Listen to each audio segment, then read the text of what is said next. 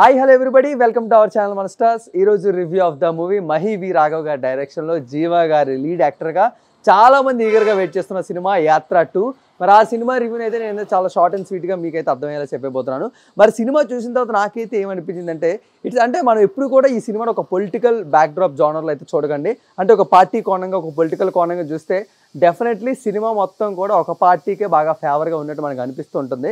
But ఇది కూడా ఒక పర్ఫెక్ట్ బయోపిక్ అని ఎక్కడ చెప్పకూడదు. ఎందుకంటే వాళ్ళ లైఫ్లోని జగన్మోహన్ రెడ్డి గారి లైఫ్లోని ఒక పార్ట్, ఒక ఇయర్ లేకపోతే ఒక సీక్వెన్స్ని తీసుకొని దాన్ని ఒక సినిమా రూపంలో మహి వి రాఘవ్ గారు అయితే దీన్ని డిజైన్ చేయడం జరిగింది. అండ్ ఆ పార్ట్ గురించి మనం మాట్లాడుకుంటే యాత్ర మనం చూసుకుంటే వైఎస్ రాజశేఖర రెడ్డి గారి పాదయాత్ర ఏ విధంగా జరిగింది, ఆయన ఏ విధంగా గెలిచారనేది మనం చూసాం.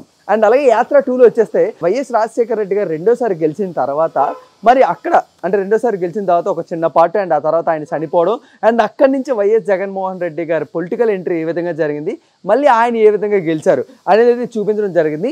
అండ్ సింపుల్గా బయోపిక్ అంటే మనకి చిన్నప్పటి నుంచి అండ్ ఇప్పటి వరకు జరిగింది లేకపోతే వాళ్ళ లైఫ్ జర్నీ అంతా చూపిస్తే దాన్ని బయోపిక్ అంటాం. బట్ డెఫినెట్లీ ఇదైతే ఒక సెమీ బయోపిక్ కానీ లేకపోతే వాళ్ళ లైఫ్లో జరిగిన ఒక పార్ట్ని ఒక ఇంపార్టెంట్ పార్ట్ని తీసుకొని మహి వి రాఘవ్ గారు అయితే దీన్ని ఒక సినిమా రూపంలో చిత్రీకరించారు.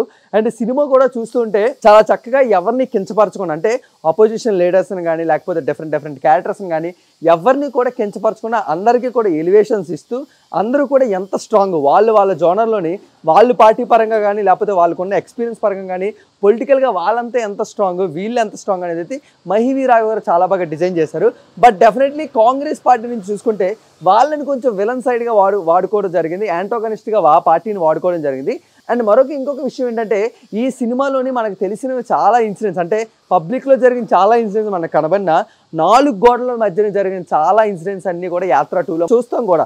అండ్ మెయిన్గా ఈ 4 గోడల మధ్యన జరిగిన ఇన్సిడెంట్స్ అన్నింటిలో ఎంతవరకు ఫిక్షన్ ఉంది ఎంతవరకు నాన్ ఫిక్షన్ ఉన్నది అనేది అయితే కూడా మహి వి రాఘవ్ గారి పర్సెప్షన్లో ఎక్కువగా ఆలోచించారు. అంటే బయటకు ఉన్నవి రూమర్స్గా కనబడచ్చు, నిజంగా ఇది జరిగి ఉండొచ్చు, ఇది జరగకపోయి ఉండొచ్చు, ఏదన్నా జరిగి ఉండొచ్చు కానీ బట్ 4 గోడల మధ్యన జరిగిన చాలా ఇన్సిడెంట్స్ కానీ లేకపోతే చాలా కన్వర్జేషన్స్ కానీ ఈ సినిమాలో మనం చూస్తాం. అండ్ ఈ సినిమా చూసిన తర్వాత అవి రియల్గానే ఉన్నాయి, చాలా రియలిస్టిక్గా ఉన్నాయి అన్నట్టు కూడా మనకు అనిపిస్తుంది. బట్ డెఫినెట్లీ జగన్మోహన్ రెడ్డి గారి జర్నీ అనేది మనం చూస్తుంటే అంటే మెయిన్గా ఆయన ఏ విధంగా ఆయన లైఫ్ స్టోరీని మనకు చూపించడం కాదు, ఒక తండ్రికి ఇచ్చిన మాట కొడుకు ఏ విధంగా నెరవేర్చారు అనేది అయితే కూడా యాత్ర 2లో చాలా బాగా చక్కగా చూపించారు. అందుకే ఆయన్ని ఎక్కువగా ఎలివేట్ చేయడం కన్నా తండ్రికి ఇచ్చిన మాటను ఏ విధంగా ఆయన నిరూపించుకున్నాడు అండ్ ఏ విధంగా దాన్ని ఫైనల్గా అచీవ్ చేశారు అనేది అయితే మెయిన్గా మహి వి రాఘవ్ గారు దీన్ని అయితే ఒక హైలైట్ కోర్ పాయింట్గా తీసుకున్నారు. అండ్ అందులోని మనకి చాలా రెగ్యులర్గా కనబడే చాలా మనకి క్యారెక్టర్లు అయితే దీన్ని అంతా డిజైన్ చేయడం జరిగింది. వాళ్ళందరూ కరెక్ట్గా యాప్ట్ అయ్యారు. అండ్ మెయిన్గా లీడ్ యాక్టర్ జీవా గారు అయితే జీవించేశారని చెప్పుకోవాలి. ఎందుకంటే ఫస్ట్ ఒక 5 మినిట్స్ తర్వాత నుంచి మనమైతే అక్కడ జీవా గారు ఉన్నారనేది అయితే తప్పకుండా మర్చిపోద్ది. ఎందుకంటే అంత మంచి పర్ఫార్మెన్స్ ఇచ్చారు.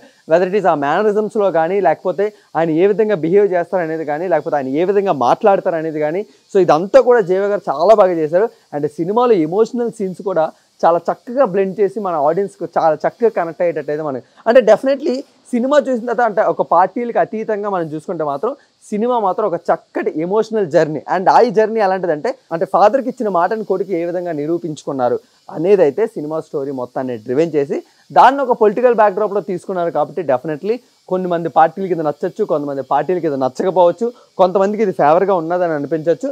బట్ ఇవన్నిటిని పక్కన పెట్టి యాత్ర 2 అనే జర్నీ ఒక కొడుకు తండ్రికి ఇచ్చిన మాటను ఏ విధంగా నెరవేర్చారు అనేది మీరందరూ కూడా తెలుసుకోవాలి అనుకుంటే అండ్ అది ఒక నాన్ ఫిక్షనల్ క్యారెక్టర్స్ మధ్యలో జరిగితే అండ్ అది కూడా ఆంధ్రప్రదేశ్ ఎలక్షన్స్కి ఆంధ్రప్రదేశ్కి సంబంధించిన మనుషుల మధ్యన జరిగితే ఎలా ఉంటుందో మీరందరూ కూడా తెలుసుకోవాలి అనుకుంటే తప్పకుండా మీరందరూ కూడా యాత్ర 2 సినిమాని థియేటర్లో చూసి ఎంజాయ్ చేయండి. అండ్ తప్పకుండా పొలిటికల్ పార్టీల పరంగా ఆలోచించకండి. ఎందుకంటే పొలిటికల్ పార్టీల పరంగా ఆలోచిస్తే చాలామంది పార్టీలకి ఇది నచ్చకపోవచ్చు, కొంతమంది పార్టీలకు నచ్చచ్చు. బట్ ఒక సినిమా లవర్గా ఒక సినిమా మన ముందుకు వచ్చింది, ఒక సినిమాను మనం ఏ విధంగా ఎంజాయ్ చేస్తాం అండ్ సినిమా లోపలికి వెళ్ళిన తర్వాత కూడా మనం నిజంగా చెప్పాలంటే క్యారెక్టర్స్ అన్నిటినీ మర్చిపోతాం.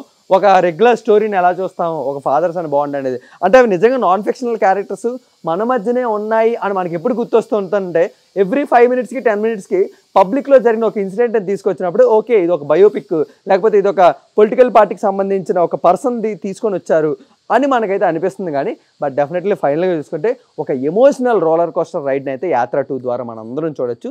సో ఫ్యామిలీ ఆడియన్స్ అందరూ కూడా అండ్ అలాగే యూత్ ఇన్స్పైర్ అవ్వచ్చు. అంటే మన లైఫ్లోని ఎన్నిసార్లు కూడా వెనక పడిపోయినా మళ్ళీ ఎలా పుష్ బ్యాక్ అవ్వాలి ఇలాంటివి చూసుకోవచ్చు. అండ్ అదే కాకుండా కొన్ని క్యారెక్టర్స్ మనకు కనబడవు, బట్ అవి ఎందుకు కనబడలేదు అనేది డెఫినెట్లీ డైరెక్టర్ కాల్కి వదిలేయాలి. అండ్ ఎనీవేస్ ఫైనల్గా ఒక మంచి ఫ్యామిలీ ఎమోషనల్ రోలర్ కోస్టర్ రైడ్ని చూడాలి అనుకుంటే అండ్ అది కూడా నిజ జీవితంలో ఇప్పుడు నాన్ ఫిక్షనల్ క్యారెక్టర్స్ మధ్య రీసెంట్గా జరిగిన మనందరికీ తెలిసిన స్టోరీని మహివి రాఘవ్ గారు ఎవరిని కించపరచకుండా ఎవరిని ఇబ్బంది పెట్టకుండా మనకైతే ఈ సినిమాని తీసుకురావడం జరిగింది. సో తప్పకుండా మీరందరూ కూడా ఈ సినిమాని థియేటర్లో చూసి ఎంజాయ్ చేయండి. మరొక రివ్యూతో మళ్ళీ మనందరం కలుసుకుందాం.